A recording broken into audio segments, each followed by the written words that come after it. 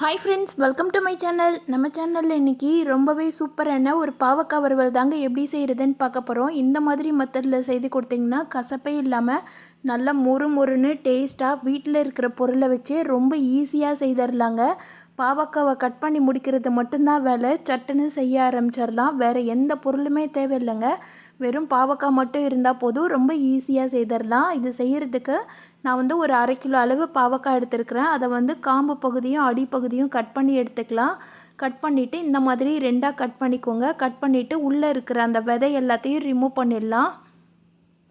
Remove பண்ணிவிட்டு வீடியோவில் காமிக்கிற மாதிரி 2 பீஸாக 3 பீஸாக கட் பண்ணி எடுத்துக்கோங்க. இந்த மாதிரி கொஞ்சம் பெரிய பெரிய பீஸாக கட் பண்ணிக்கோங்க. இது ரொம்ப பெருசாக இருக்குன்னு நினைக்கிறவங்க சர்க்கிள் ஷேப்பில் கூட கொஞ்சம் தடிமனான சைஸில் கட் பண்ணி எடுத்துக்கோங்க. இந்த மாதிரி கட் பண்ணி எடுத்தால் தான் பாவக்காய் நம்ம சுருள வதக்கும் போது உதிராமல் உடையாமல் வரும். சாப்பிட்றதுக்குமே ரொம்பவே நல்லாயிருக்கும். இப்போ இதில் காய்க்கு தேவையான அளவு உப்பு சேர்த்துடலாம். உப்பு சேர்த்துட்டு கெட்டியான தயிர் ஒரு 50 கிராம்லேருந்து 75 கிராம் அளவு தயிர் எடுத்துருக்கிறேன். அதாவது ஒரு 1/2 கிலோ பாவக்காவுக்கு ஒரு 75 கிராம் அளவு தயிர், கெட்டியான தயிர் எடுத்துக்கோங்க. தயிரில் சேர்த்துட்டு பாவக்காவை நல்லா பரட்டி விட்டுறலாம். கை வச்சு பரட்டுங்க. தயிர் காயில் எல்லா பக்கமும் நல்லா கோட்டிங் ஆகிற மாதிரி பரட்டி விட்டுங்க.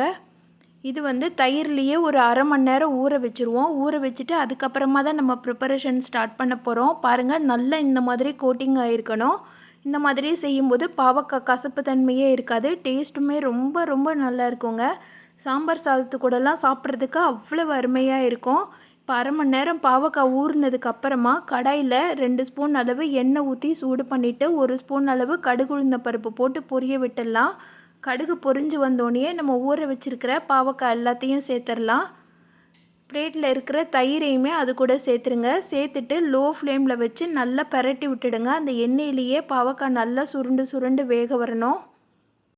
பாவக்காய் வறுவல் இந்த மாதிரி நீங்கள் செய்து கொடுத்தீங்கன்னா எல்லாருமே விரும்பி சாப்பிடுவாங்க. இதில் கசப்பு தன்மை துளி கூட இருக்காதுங்க. டேஸ்ட்டும் ரொம்பவே நல்லா இருக்கும். குழந்தைங்க கூட வேணும்னு கேட்டு வாங்கி சாப்பிடுவாங்க. வாரத்தில் ஒரு நாளாவது நம்ம ஃபுட்டில் பாவக்காய் அதாவது கசப்புத்தன்மையுள்ள பொருள் சேர்த்துக்கிறது ரொம்பவே நல்லதுங்க. இப்போ அந்த தயிரோட எண்ணெயும் சேர்த்து நல்லா பரட்டி விட்டாச்சு.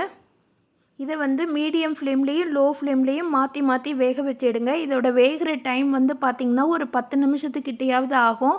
ஏன்னா காயை நம்ம லோ ஃப்ளேமில் தான் குக் பண்ணுறோம். அதனால் அதோட சத்தும் குறையாது. அது மட்டும் இல்லை, தண்ணி ஊற்றி நம்ம வேக வைக்காமல் நார்மலாக டீப் ஃப்ரை பண்ணி தான் எடுக்கிறோம். அதனால் வேகிறதுக்கு கொஞ்சம் டைம் எடுக்கும். அதே நேரம் இதை எந்த அளவுக்கு நல்லா குக் பண்ணி எடுக்கிறோமோ அந்த அளவுக்கு டேஸ்ட்டு ரொம்பவே நல்லா இருக்குங்க. இடையில இந்த மாதிரி பரட்டி பரட்டி விடுங்க.